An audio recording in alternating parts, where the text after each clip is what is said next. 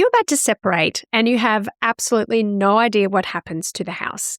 Do you keep it? Do you sell it? Do you have to leave? Can you afford to stay? And what happens to the mortgage when it's got both of your names on it? If your head is spinning about the house, this episode is for you.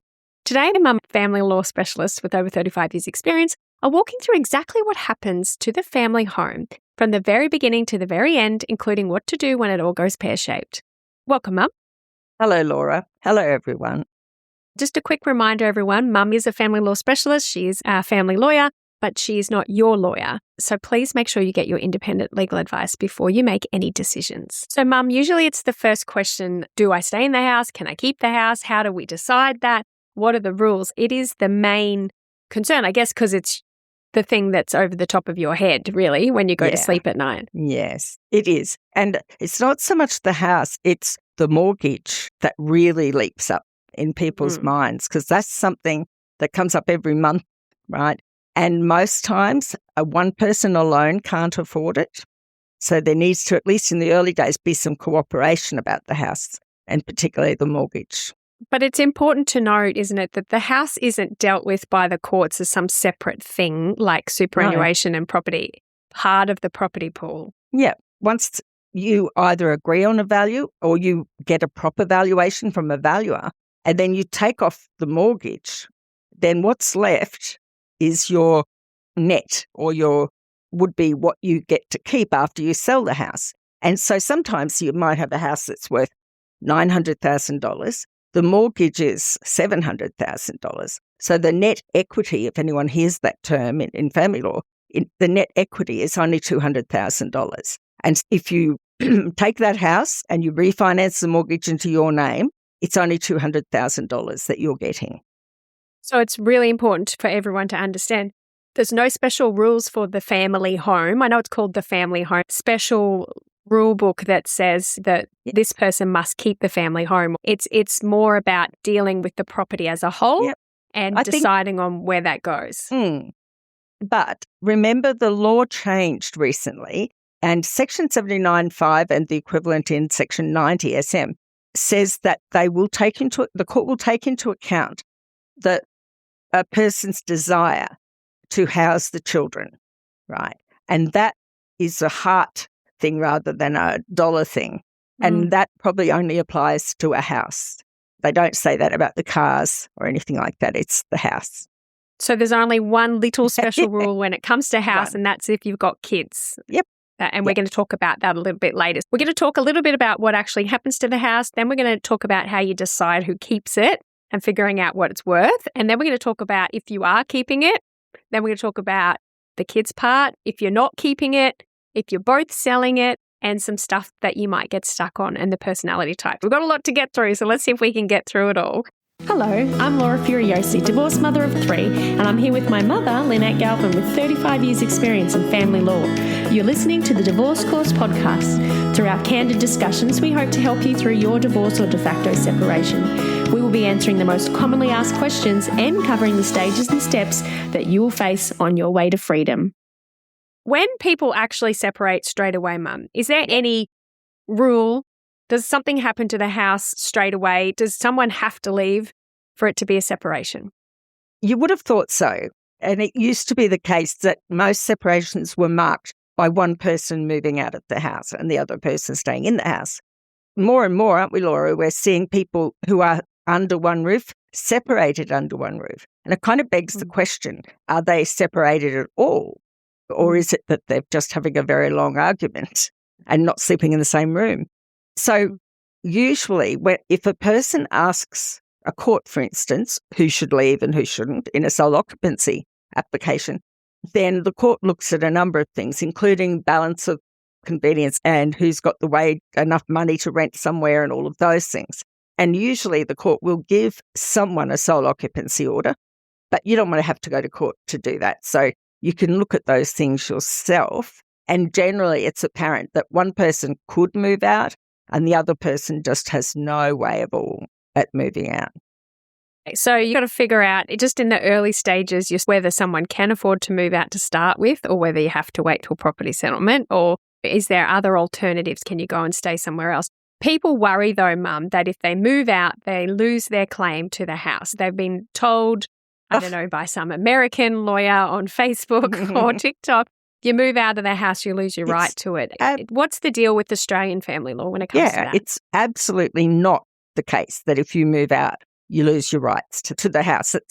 That's just crazy. That's not what happens.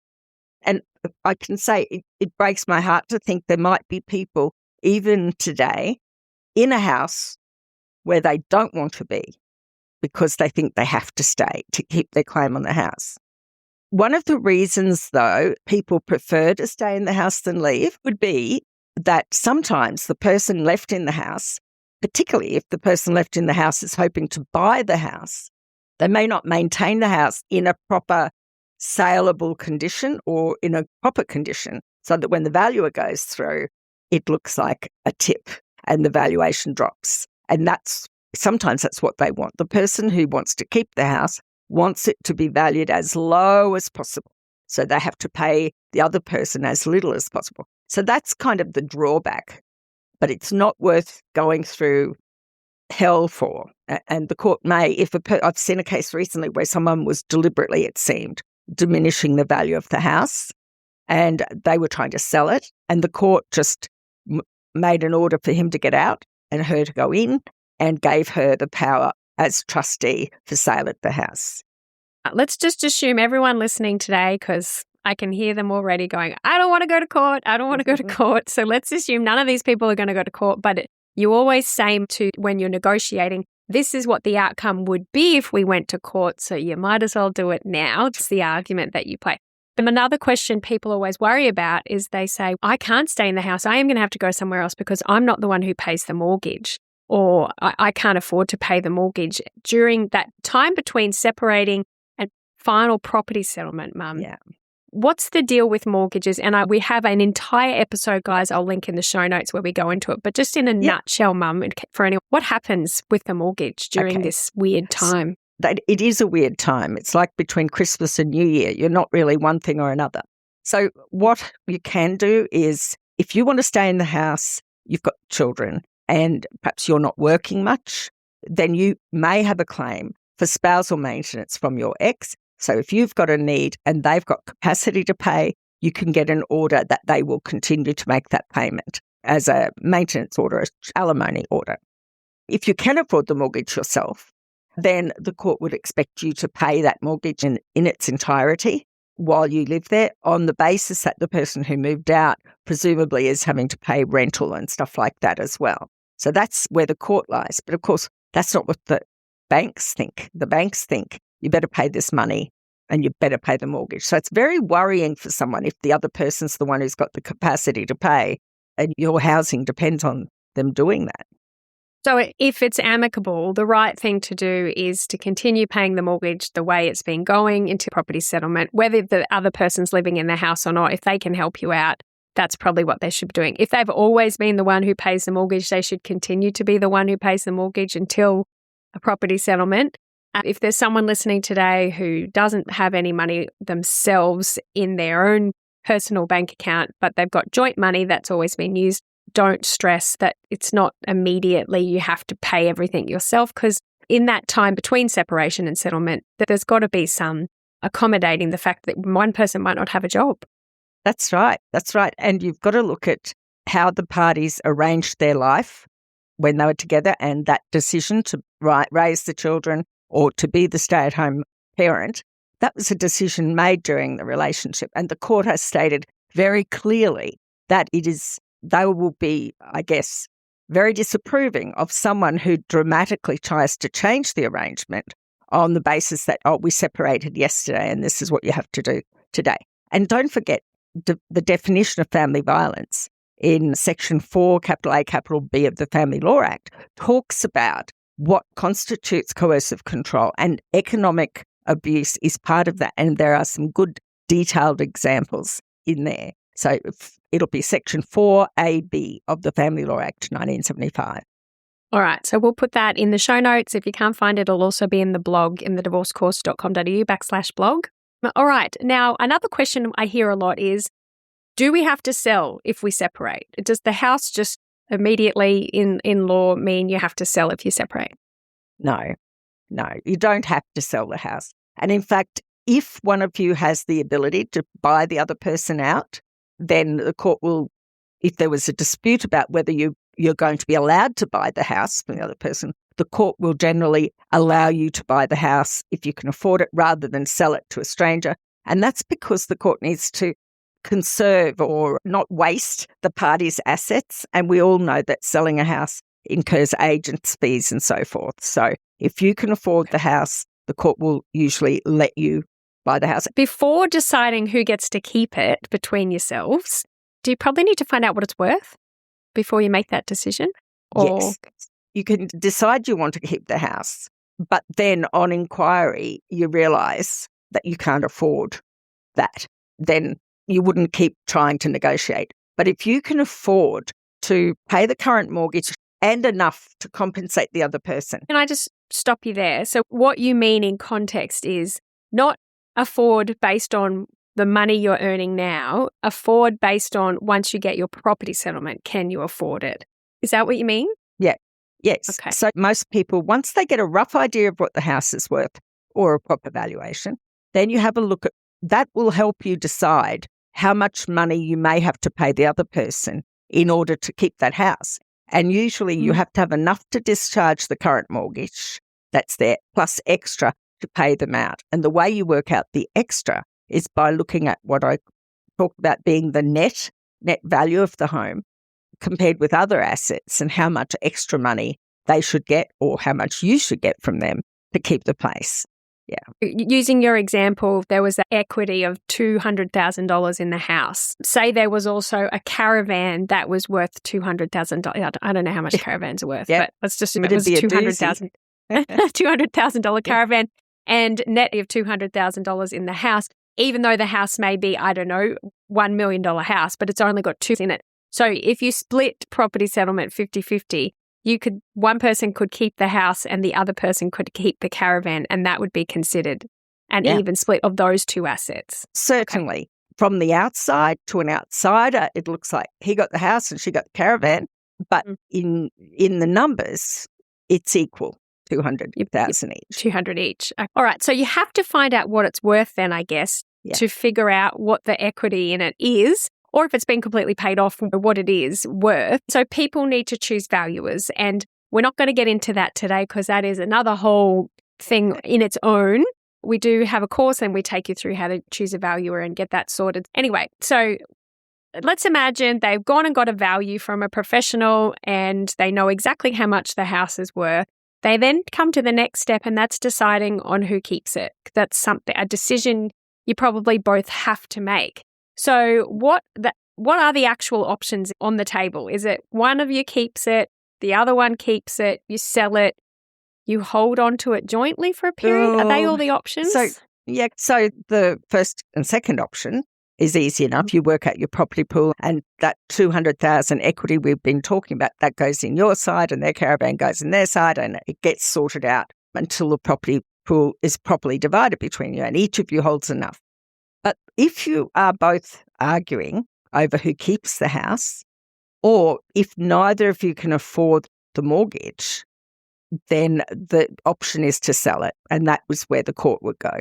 Obviously, that's easy. If you know that neither of you can afford that mortgage on your own, then the house will have to be sold. Eventually, not necessarily in that first few weeks. Okay. And then how does that decision get made? Does someone decide that for you? Or do you just sit down and just nut it out? Usually in a relationship, one person can afford the mortgage and one person can't, right? If you both could afford the mortgage and afford to pay the other person out, then looking at the law, you would say who's going to have the children the most, and they should be the ones to keep it. If there's no kids and you can't agree on who's going to keep the house, then the court has historically, they just order it to be sold. And they give the parties an option to bid at that auction. So the court's going, often they go, I'm not picking one. You guys, you can bid at the auction along with everyone else. Imagine bidding at an auction. That would be pretty scary. And that's probably going to, so you can negotiate it yourselves to figure out who gets to keep the house and then do the property settlement split in that, reflecting that. And a lot of people do that at mediation, don't they? If they can't agree by sitting around a coffee table, they go to mediation. Or if they still can't agree, then they have to go to court. And like you said, Mum, if they end up going to court, the judge is usually just going to order it to be sold. Yeah, unless there's kids involved, I think the court would probably order it to be sold. And they don't usually order upgrades or getting things approved. They just sell it as it is. And if nobody wants it, you just sell it? To market, yep.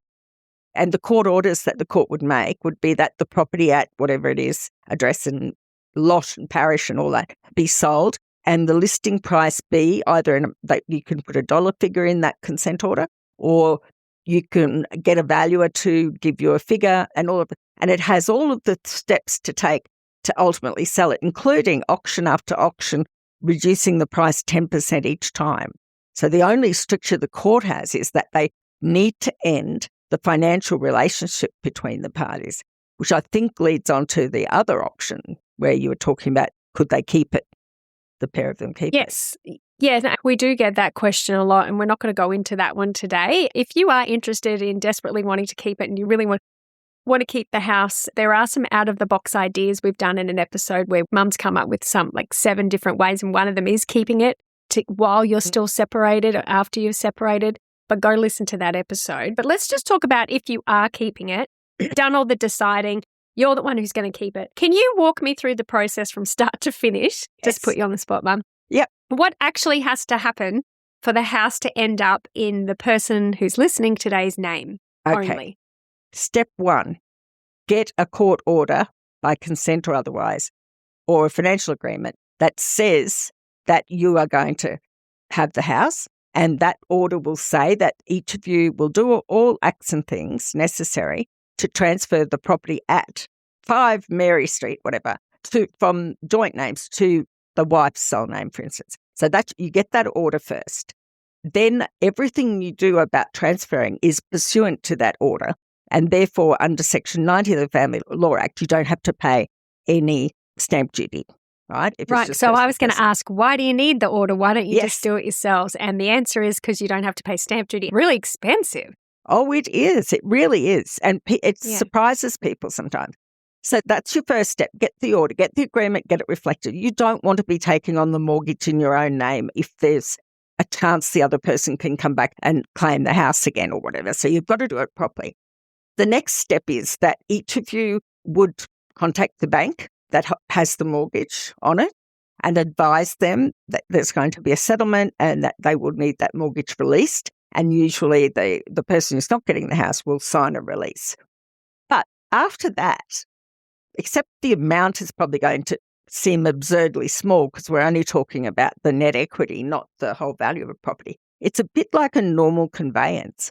So you're not going to pay out the mortgage and refinance, like you refinance it, pays out the mortgage into your sole name until you know that your ex is going to sign the document that gives you the house. It's who do we trust? So it's all sort of done at once on the day. I used to do those. You did? I had no idea what was going on, but I used to do them. And yet they don't do it they do it online now. But in the old days, we used to all meet at the bank and everyone would have keys and mortgage documents and we'd all kind of hand it over at the same time. And if someone didn't have it, it didn't happen. That's right. Yes. So that's the physical doesn't happen. It's okay. Yeah, and I often think you should use a conveyancing lawyer or a conveyancer if your state allows it, rather than a family lawyer for that part, because it's generally cheaper. Okay. So if you are keeping it, how do you figure out the buyout figure of what you're actually paying them? Is it just based on the value that you got done? No. So that the value of the house, that $200,000, it's not the whole story, right? It's just a component. And like the other person's getting a $200,000 Caravan for that. And if it's going to be 50-50, then there shouldn't be any payment made one to the other. But generally, there will be an adjustment, a cash adjustment of some sort. So you have to borrow whatever it is, the current mortgage, and you have to borrow usually a little bit extra if you're buying your ex out of the house. And it's taken as you add up all of the assets you've got, the net value, come to a number. Let's say it's $1 million, and then work out the percentages. And let's say it's, for convenience sake, it's 50-50, right? So you've got to get 500,000 and they've got to get 500,000. Now you've each got 200,000, right? But if you're keeping your car and your super, say they're 100,000 each, like it might add up, your side of the ledger may add up to 600,000 or 700,000, which is not fair because the other side's only got 300. So then you may have to pay them in cash or give them the car or something until you get everyone is happy with what they're getting. And it might be superannuation as well.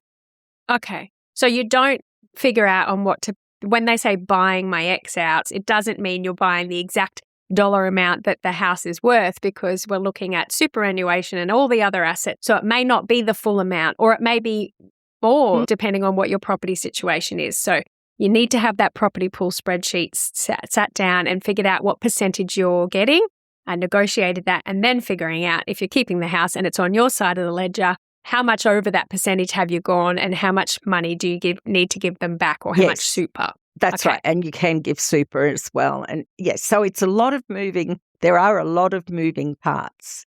How do they find out if they can afford it? Most people go and see a mortgage broker, and they once they've got a rough idea of what it's going to be that they have to borrow, then they would go and see a mortgage broker and and put all the numbers in. Sometimes you then find out that you can't borrow enough to buy out, and then you're starting to look at other assets you can shove over so you can keep the house. And some people give nearly everything to the other person just so they can keep the house. And that's okay, but it doesn't leave you any cash if the washing machine goes bung or something as well. But and a lot of people sacrifice their super to the other person so they can keep the house. So that is a bit scary. So it's probably a good idea then, before you negotiate who keeps the house, to go and figure out and see a broker of whether or not you can afford to keep the house before you look at that. Because if you've gone to mediation and you've agreed to do that, and then is there a backup? Yeah, if there's you always can't, a backup. If you've got consent orders? Yes. You're right though, Laura. A lot of people have a rough idea and they go and ask the mortgage broker what's the maximum they can borrow. But they don't always negotiate on that point. But if you have orders that say that Mary is going to do the following, she's going to, upon the transfer of the property to her from joint names to her, and upon then she will pay out the joint mortgage, and you specify that will pay the husband, John, this amount of dollars. And so you've got that order, right? And that's your hope that everything's going to go right. Then you trot off to your mortgage broker and they go, nah, you know what? You can't borrow that. So your consent orders will always have a backup, which is in the event that Mary cannot or does not complete the purchase or the refinancing in, say, 60 days, then the property will be sold and the price will be this and that, and the proceeds be divided this and that way. So there's always like a fallback position. And that is the only way some people can negotiate, because you haven't got your broker there going, yes, you can do that. And things can change. And even if you've got like a pre-approval, they're conditional as well. So anyone doing these things, you need to put in a backup plan. And I see people where there's a 60-day, say, buyout time and they haven't quite got there yet, the bank's playing up or whatever. The other person may agree to an extension in writing. But yeah, there's always, ultimately the court's obligation is to end the financial relationship between you both. It sounds like such a big nightmare to go through, because I sold mine. I didn't have to go through that, but it does sound quite stressful. I think if anybody is listening who's thinking of doing that, you do need to have your ducks in a row. You do need to have done your homework. And you need to make sure you've worked out your percentage that you're entitled to in your property pool. Please make sure, if that is really what you want to do, that you make sure you've gone and seen the right people and had chats to make sure you can make it happen. Mum, we talked about kids before. Someone listening today wants to keep the house and they've got the kids, just for the sake of today.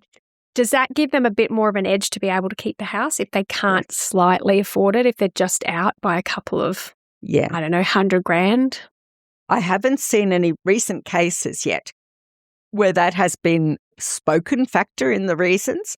But I get the distinct impression that means that the court will bend over backwards. And if it is a couple of grand and can be fixed any other way, or maybe give the person time to pay or something like that, then the court will do that. It gives them that massive discretion, as well as if someone's wanting to keep a roof over the children's head and you've got 100% care, but the other person doesn't want you to keep the house or they want the house, the court will then lean towards the person who's got the children. So it is going to make a difference. So the kids factor isn't going to fully outweigh the maths. If that's the only piece of property you have, it's either going to say, okay, you keep it, that person gets nothing. That's probably highly unlikely. But it may, what you're saying is sway the court in your favour if you've got the kids for the sake of stability for the children or somewhere for them to be. And I think the court's discretion is pretty wide. And when we give answers to people about what percentage they could expect, there's usually a 10% variable. And the court can therefore go towards the more generous to the person who's got the kids and wants to keep the roof over rather than sort of midway or low. So there's that scope. The one I always hearing a lot at the moment is people who are living in really wealthy areas. This is one of the issues. And being in a wealthy area is not the issue, but their kids are going to a school that is in a wealthy area, a catchment.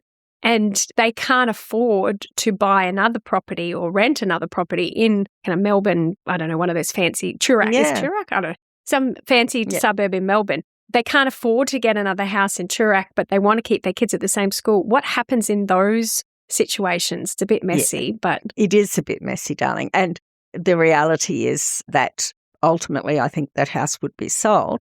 However, you may reach an agreement that the property would be sold in 4 years' time, or when a young Philip finishes year 12 or something like that, so that you can have final orders, but they're done on a mathematical basis that you'll have sole occupancy of the house, each of you will pay the mortgage maybe, and then after this period of time or at this date or earlier if you both agree, then it will be sold and the proceeds be divided between you. But, do you know, that raises another issue too, because the school fees are quite prohibitive as well. It's a bit of a bind. Yeah. I think if anyone's in that situation where maybe their partner is really earning the big wage, you've been the stay-at-home parent in an expensive house, in an expensive suburb, at an expensive school, and you're panicking about all of those things, remembering in the percentage split there will be a consideration for that disparity and to try and accommodate for the kids. That will all be in the negotiations and you don't just get left high and dry. There is scope for a higher percentage, so don't panic. Now, Mum, if you're not keeping it, one of the things that I struggled with, and I know a lot of people do too, because look, not everybody here is a realtor tycoon, and I know you're not either, but you've done it a few times. Yeah. If you're like, no, I'm not keeping it, and whether you're giving it to your ex, how do you get to the next house without the gap in the middle? Yes. Because some people, the money's so tight, it's not like you can afford to just rent for a while and then buy another place, or you don't have that space. No. You call it the Tarzan principle? Yes, I do call it. Tarzan principle is where you're swinging on a vine. I don't know where I heard this from. And you don't let go of that vine till you've got the other one. And I always have this vision when I used to do conveyancing in my practice of people loading up their removal van, and then at the stroke of 2:00, when the people in the bank did their thing, then they could drive over to the new house and it would be empty and clean and ready to roll. Look, it sort of doesn't work like that. But if you are being paid out from that refinance, you possibly could enter into a contract subject to you receiving that money, and you could make it 3 days after you get the money that you will settle this other house. And then I think you're up for 3 days at Mum's or in an Airbnb somewhere. So you just try and make it as close as possible. When does the money from property settlement actually go into your bank account? Is it on the day of settlement or is it later? Like when? It's again that you don't get the title deed till you give me the money. So it all happens at once. And you should have it there instantly. And conceivably, you could instantly use that money to buy a property that you would have your other settlement just there, right, straight after. But it's a bit fraught and a lot of people leave a few days in between.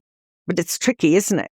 I also see people wanting they know their property settlement's happening, they're to be paid out, that trying to move on to the next place, but they need either bond or rent money, or they want to put a deposit down.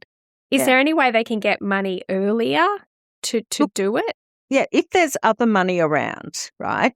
Say you've got your house worth $900,000, $700,000 mortgage, $200,000 there. But what if you've got bank accounts or someone can sell the car or whatever? So then you would make an interim property application to allow you to get some cash in a lump sum, or maybe even in periodic spousal maintenance payments to allow you to save up for a bond or deposit or whatever.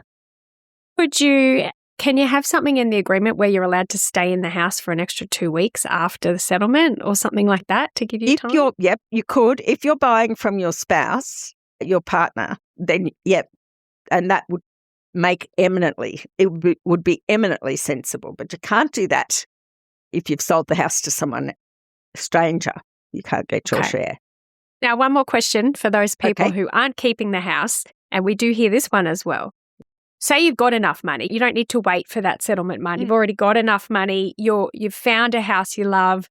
Maybe you're renting it and you're offering to buy it, or you've seen the house that you've always wanted, your new future, just for you and the kids. You're ready to buy it, but you haven't had property settlement yet. Is it a good idea to buy a house when you're still mid-separation? Okay, so it's fine, right? You shouldn't live your life in suspended animation. And if you want to buy a house and you can afford it, go right ahead. Okay. However, Does that get included in the property pool? Yes, however, it is part of the property pool. The equity in that is part of the property pool. Unless you saved up the entire equity or deposit post-separation, then it does come into the property pool. And if you've used money that you had during the relationship, then it's considered that the other person has contributed to that new property that you've got, and then you work accordingly. But because you've got the mortgage and you've got it in your name, it's usually that's definitely in your side of the ledger, and then the court looks at other things. So it's probably best just to maybe stay away from looking too many things. Like you always tell people, Mum, and in our episode, I really want to keep the house, is a lot of people emotionally at the start are very stuck and want to see in the place they've always been. It's their anchor point. Everything else is changing. They want to just have their same bedroom, their same space. And I got that. I felt that same way. I really did not want to leave the house. It was a step that was so hard.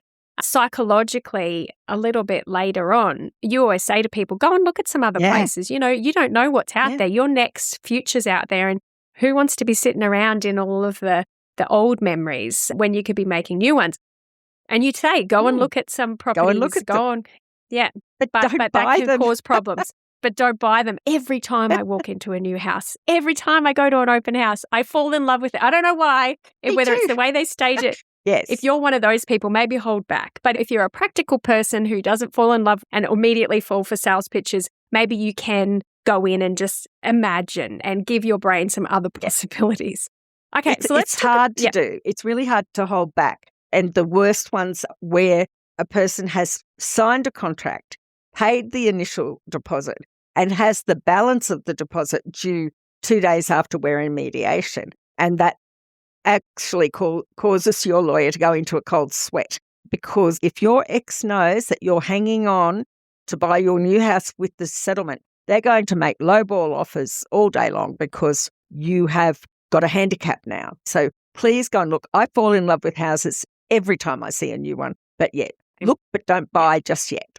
What about if you're both selling? Let's talk about that. You're invited to our free webinar. Whether you're stuck at the beginning of deciding to divorce or you're struggling to find your way through the legal jargon and fear of the unknown of the legal process, we are here to empower you to take control. Join us to learn what steps you can take, followed by a live Q&A where you get Lynn, my amazing mum, and family law accredited specialist to answer your question. All you have to do is go to www.thedivorcecourse.com.au and click on Reserve My Seat. We'll see you there.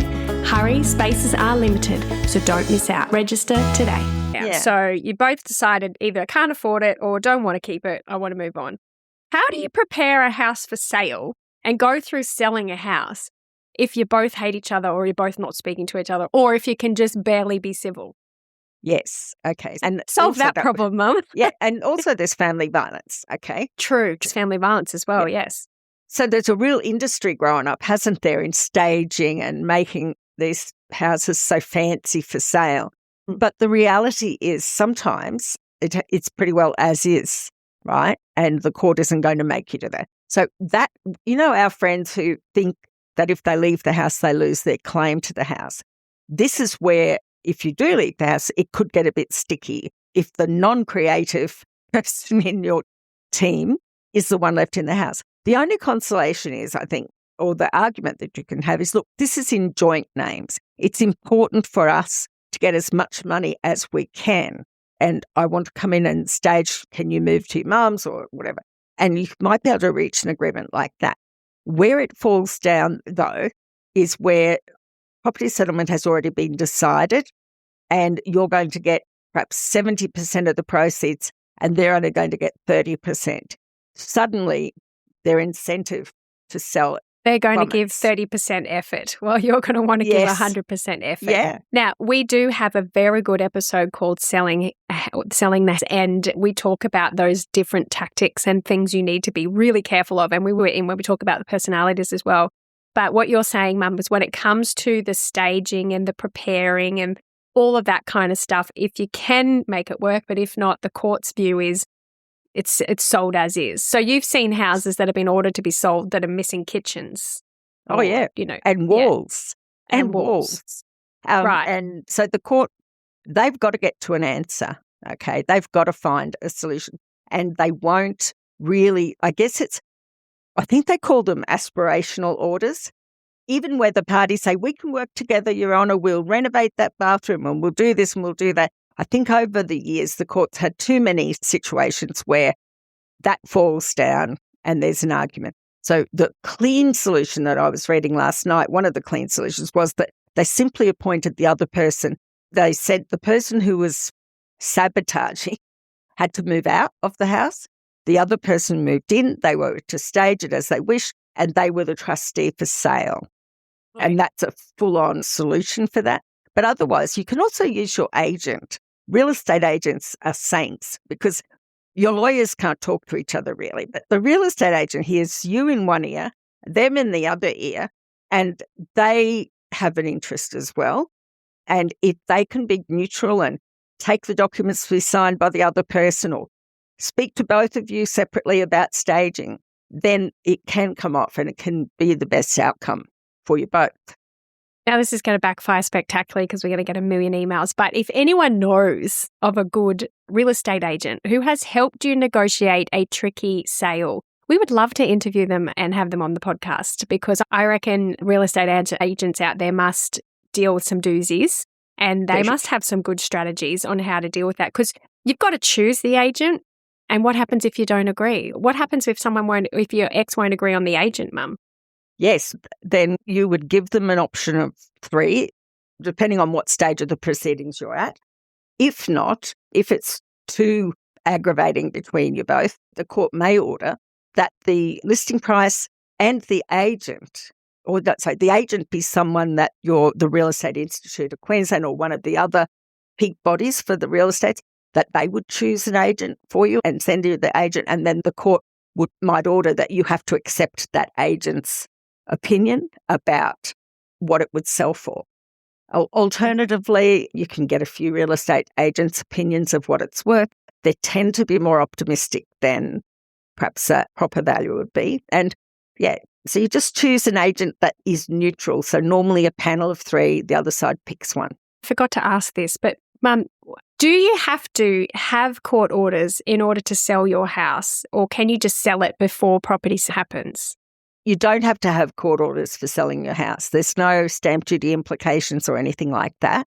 You need to watch it, though. If the property's in joint names, then there is a kind of a rule that the real estate agent will have to give the money, or the lawyers have to give the money equally to each of you, right? And that would include even the deposit as well, don't forget. So that's if it's going to go 50-50, no problem. If it's going to be subject to a negotiation later on about who gets what, then you might want that money locked up in a trust account. And sometimes the best time to do that, it's a sneaky thing, I know, but wait until it goes unconditional and then say, I don't agree to 50-50 with the dispersal, and that gets locked in there in an account until you sort it out. Sometimes you could say, look, we're going to be about 20% apart on this, right? We've looked at everything else, and I think I should get 70% of the house, taking everything into consideration. You should only get 30%. But how about we each take 30% right away, and we'll leaves the other 40% to be argued over, okay? Or you might each take 40% and argue over the 20. But there's ways that it can be done, and you would put it in as a formula, and it's just called the proceeds of sale of a house. All right. Okay. And then they just get kept in a lawyer's trust fund or a conveyancer's trust fund, the real estate's trust. What happens if you're sometimes the market's red hot, you put it on for sale, it's day before it's even listed. Other times you put it on the market and it's sitting there for 10 years, feels like 10 years because you're doing all those open homes. What if one person wants to drop the price or accept a low offer, but the other person doesn't? So the court may say that the listing price is this, right? And then, or whatever that agent says, and then it will be reduced by 10% every 6 weeks until it's sold, right? That's sometimes what a court order does. But if you haven't got an order and one of you's going, I know you want 1.5 for this place, but it's only worth 1.3. I want to drop it to 1.3. And the other side goes, no way, Jose. So it languishes on the market. People have gone to court over that 1 point because it is a dodgy way, really, of remaining in the house as long as you want by just rejecting the offers and keeping the house a little bit cruddy so no one wants to pay the full price. And people do go to court over that. That gets to my next question, and we hear this one a lot as well. What if one person is deliberately sabotaging it? They're refusing access maybe, or they're refusing to sign because it's been offered, or they're leaving it a massive mess, or what? Is there any repercussions for anyone with an ex who's just being a massive pain in the butt? Yes. The one that I was reading yesterday was there were cracks that were superficial, but the husband took them to every room where there was one and highlighted that. Yeah. So what happened in that case, I think they appointed the wife as trustee for sale. So she was able to do everything without any input from him. And they ordered him to leave the house. And then she was allowed to either move in or go in to tizzy it up ready to sell. If they lose money on it, can they get that percentage back? If the real estate agent said they can sell it for this much, but because they've sabotaged in some way, they only sold it for this much, you somehow get that money back off dopey because they were dopey? I think that the court can take it into account under Section 79.5, I think it's O, right at the bottom. Any other fact or circumstance that the justice of the case requires to be taken into account. And that is one of those things. It's hard to prove. It's easier to prove when, like that case you mentioned, where they knocked out walls and had no kitchen. It's easier for them to say, for you to ask the valuer, what would this have been worth with a kitchen and walls? And then what is it worth now? And you can show that difference. You don't just get it added back in, though. It affects the percentages and you'll get some of it back probably. But you just got to be very careful. One time or more than once, I've seen a case where the one person wants to drop it by 20,000. The other person says, no, I'm not dropping it. But if you want to sell it, as long as that 20,000 comes out of your half, as long as I get 10,000 extra and you pay the lot, then you can have that. So you can negotiate that way. Yeah, and it's often not very helpful for a person because it is coming completely off your side of the ledger, and they work it out based on what they thought they could sell it for. And people we're all terrible at estimating the value of our houses. Yes. No one's figured out that rule yet, because if they did, they'd be billionaires. So yeah. All right, let's get to some rapid fire questions. I'm adding in a new segment, Mum. So you have to answer these really quickly. And then we're getting to the personality types, just to keep you on your toes. Okay. since you've had your birthday. Okay. Really quick. It's in my name, so you can't have it. Is that true? No. The mortgage is in both names, but only one of us is paying it. What happens at the end? The person who can afford it should keep paying it, although sometimes the person living in the house is required to pay it and because the other person has to get a loan. But talk to your bank and ask about their family violence situations if that applies to you, or their hardship provisions. Listen to our episode on what happens with the mortgage. Next question. They want to stay in the house until the kids finish school. Can they do that? Yes, if the other person agrees. Can I buy another house before property settlement is finalised, and does it get counted in the pool? We've already talked about that. Yes, you can buy it, but it does come into the pool and the source of the funds will be considered. Okay. What about deposits from my parents or money I inherited since separated? Will that be included in the house part? Deposit from your parents, if you can prove it, will go in as a contribution on your side, but it won't actually be the exact amount paid to Mr. and Mrs. whatever. It'll be just your percentage will be adjusted on the basis of those contributions. And then it was, what was the last one? If the money I've inherited since we separated. Inheritances, yes. So inheritances always go in the property pool, but usually in a separate property pool, especially if it's post-separation. And it's something to which your ex has made no contribution. But when the court looks at what percentage of property each of you should get, they will go, oh, he's got that inheritance. So that'll adjust. Yeah. Okay. And we've got a great episode on inheritances. What happens to the inheritance? You can go listen to that episode. Next question. What if they stop paying and the loan is in arrears? Does that come off their share? It might be a factor the court would take into account, but I think your more immediate worry would be to make sure the house doesn't get taken out from underneath you, particularly if you want to keep the house. Okay. Yeah, and you can route to your bank and talk about that if it's financial abuse. If they've been the one that's paying and they stop because you've separated and you can't afford it, that's kind of financial abuse. So go and talk and maybe go to court. I know you don't want to, but a court order for spousal maintenance in the amount of the mortgage to be paid to you on a regular basis, and you take care of paying the mortgage out of that. Okay. All right. Let's talk about the personality types when it comes to this part of the process of divorce. Okay. So when it comes to high conflict, the thing I've noticed is instead of it being about an asset, it just becomes a massive fight about the house. Yeah. Like it's a personal, emotional, high conflict situation. What strategies do you have for people to try and take the heat out of it so that it's more focused on just the numbers? Yeah. Try to be neutral in giving them some control.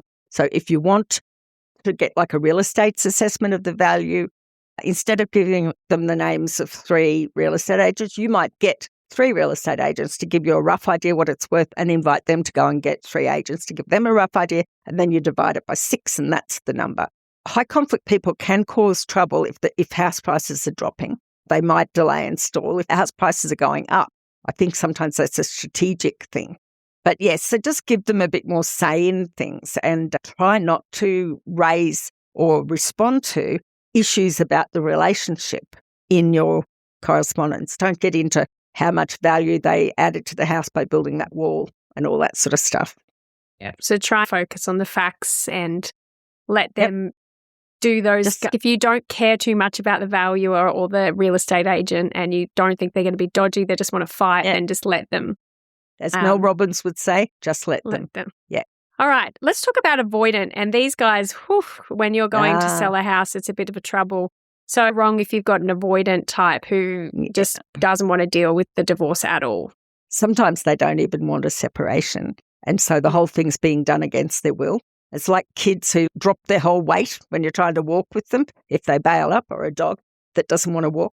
Okay, so the way to deal with that, I guess, is to propose little kind of interventions. How about I come over with my brother and sister and we have a big cleanup, or we have a cleanup, or we just sort out the stuff in the lounge room for you, that sort of stuff. If it's not very nasty between you both, you might be able to do that. You just need to crumb them to the end. If you are getting consent orders or court orders before you sell, what kind of things can you put in your orders to make sure that if they just completely go limp and don't do anything, that you're not stuck 2 years later still waiting for them to sell the house? Well, wow. I think that you'd be bringing an enforcement order application, but it's all money, isn't it? So if you're creating orders that kind of are avoidant-proof or as avoidant-proof as you can, I think I would have a fallback position in every order that you make.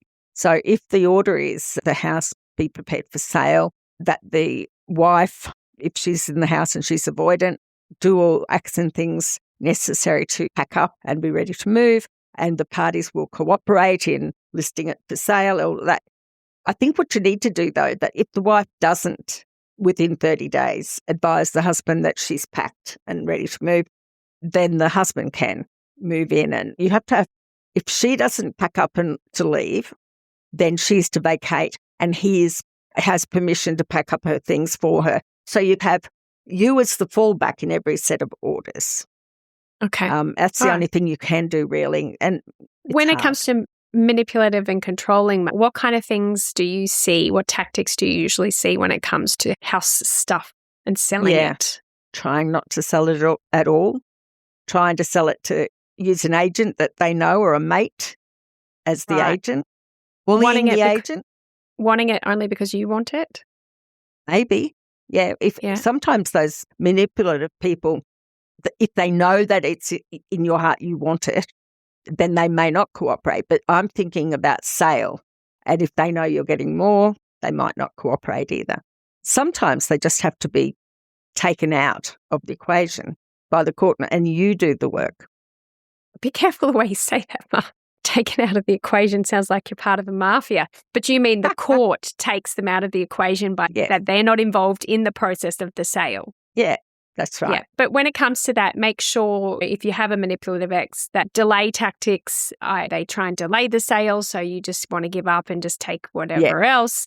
They just want to use it as a way to manipulate you. If they know that you desperately want the house, if you love the house, they're going to try and to use that as a lever to get everything else or to just try and destroy you and make you miserable. So you've got to let go and not show.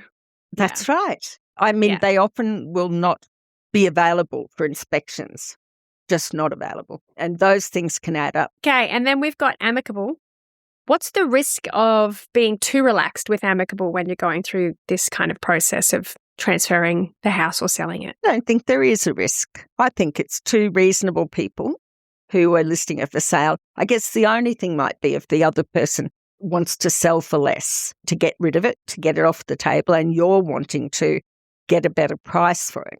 But I have to say, you don't get tip-top price when it's a separation and that there is not that joint effort to make it look as good as it can be at any given time. I don't think in that situation that people do get the best price, but they get a price. And I was told by a real estate agent, because I had a lovely massive wardrobe and I miss it so much, but I love my little wardrobe now. I'm more a wardrobe Laura. But I was told, because it was just shockers with my stuff and then just completely empty on the other side, that every buyer that came in would know straight away that it was a divorce sale. And she said, you've got to get some men's clothes in here, stat. So I aim to sell their house because if a buyer finds out it's a divorce sale, they know a lot of the ones that constantly buy. They know that to drive down the price if someone's desperate to sell it for a property settlement. So want to try and not make it look like a divorce sale, then make sure you put some dude's clothes or women's clothes in this. Surely you can borrow your mum's or someone's to fill the closet if it's a walk-in wardrobe. That was just a tip. And on that point, you have to actively, I think, instruct the real estate agent to not tell anyone that it's a divorce sale, because I've seen them advertised that way. And I have had a case years ago where the court had, with understanding of the person's personality and what might go wrong, they did very detailed orders, which, like I said, documented a 10% increase. They gave a date for each not increase. Of course, any buyer who was shown that document or got wind of it was just going to wait until it hit the bottom price. And yes, be careful. Just tell them they're not to let on it's a divorce. Yes. Also with Amicable, I think it's really important for anyone listening, a handshake on this is how we're going to sell the house. This is what we're going to do. Let's just verbally agree to doing all of this. If you can put it in your consent orders, make it official, because you don't know what your situation's going to be like in another year from now if the house hasn't sold. You may have got a new partner. You may no longer be amicable. There may be an issue. You don't want to be doing all of this on a handshake. You want to make sure that you've got it into official documents. Yeah, very so, good Mum, point. we're really running out of time, but I just wanted to touch on when it all goes pear-shaped. Just in a quick, short summary, what can the court actually do about the house in summary? They can order it to be sold. And then you can bid on it, potentially, if the court allows you to. If the court allows you to, they normally will let both parties bid in any auction. So even if your ex is just flat refusing, the court can order it to be sold, even if the ex doesn't agree with it. The court trumps all of that. Okay. Yeah, and if you bid for it at auction and get it, then you have your equity in it already, and you may have to still pass money over to the other side. But it works. What happens if you get an agreement, you've got a contract, and your ex won't sign it? If your order's already expected a problem, maybe, there would be a clause in the orders giving the registrar of the court, Section 106A of the Family Law Act, to allow the registrar to sign documents on their behalf. So registrars have been known to sign contracts, to sign transfer documents, all of the things, if the other person neglects or refuses to sign. If you don't have a 106A clause in your orders, then you may have to bring an application to the court to ask for the orders to be amended and 106A to apply. So the whole process can be done without the other person doing anything. And I've seen cases where the bailiffs have to go and move a person out of the house. How much does it cost to go to court to do these things? Is it a lot? You can't bring an interim application unless you've got a final application on foot. And that sort of foresees you being in court for a year or 2 or 3, unless you reach agreement earlier, right? So it costs a bit. And if you're going to bring an interim application at the same time, which is what one of these documents would usually be, one of these orders to get someone to sign it is usually an interim application. And that, I guess, is at probably $3,000 to $5,000. You've got to do an affidavit application, maybe the attendance. So a little bit, but you already have applied and be in court. So yes, and all you'd the already other would have stuff. spent a lot of money. And you're supposed to ask them for mediation as well beforehand under the central practice direction. And all the time you're sitting on this hot contract that you might lose if they won't sign. And so you annex the contract to the affidavit so the court can see it, give a history of everything that's happened, and ask for it to be heard urgently so that you don't lose the sale. I really hope that doesn't happen to you guys and never have to worry about that. And even better, I hope you stay out of court, and maybe you can even do our DIY divorce blueprint where we take you through how to create those consent orders and how to do a lot of that yourself, figuring out what your property pool is, figuring out what your percentage entitlement is. So if you are interested in that, we are opening doors again soon. If you're listening to this in real time, we'll be opening doors in a couple of weeks. So stay tuned for that for new members. But Mum, I want to thank you again. What would you embroider on a cushion for anyone who is dealing with this absolute minefield? A home is just a house. And home is where the heart is too. So home is just a house, and home is where the heart is. And something I have learned, it was painful. I'm not going to lie. It was painful selling the house and moving from somewhere you thought you were going to be forever. I thought that was our forever home. And packing up the kids. And I'm going to be completely honest, I still have boxes under the house today that I have not unboxed. But there's a lot of emotional stuff you have to go through to move on from a house. Even if you do stay, the emotional side of it is crazy. So this is just the legal side of it. But really, I hope that whoever is listening today and dealing with this decision or dealing with the process, please go and talk to someone, talk to your friends, talk to family members, talk to a psychologist, come to our community groups and talk to us about how do you move through it and how do you make decisions that are best for you in the future, not just based on the emotional attachment you have, because you can't take any of it with you when you leave in the end. No. You go to the big place in the sky and houses do not come with you. Yeah. And it's a hard thing to do, but you can do it if you have to. Yes, you can embrace minimalism in a way. Or you don't have to. I didn't embrace minimalism after. I just had a smaller place. But it's not even, it's hard. It is hard. The memories of each place, and if you've had kids there and what happened there, and it is really hard. And you're already going through a divorce. Moving house and leaving a house is an entirely another emotional stress. Big hugs to you guys if you are dealing with this. I know we talked very matter-of-factly today about the actual ins and outs of things, but we do know what you're going through, and we care about you. But so, Mum, you're saying a home is just a house, and I'm going to say is where your heart is. And nice. Wherever you go, wherever the kids are, wherever you are to the kids, that would be their home. So big hugs to you all, and we will see you next week. Thank you, Mum. Okay. Bye, darling. Bye, everyone. If you found this podcast helpful, we'd love it if you could rate, review, and subscribe. By doing so, you are spreading the word to help someone else just like you. Lynn would like to remind you that this podcast is general advice only, and you should always get legal advice in relation to your particular situation. And remember that the Australian laws may have changed since recording.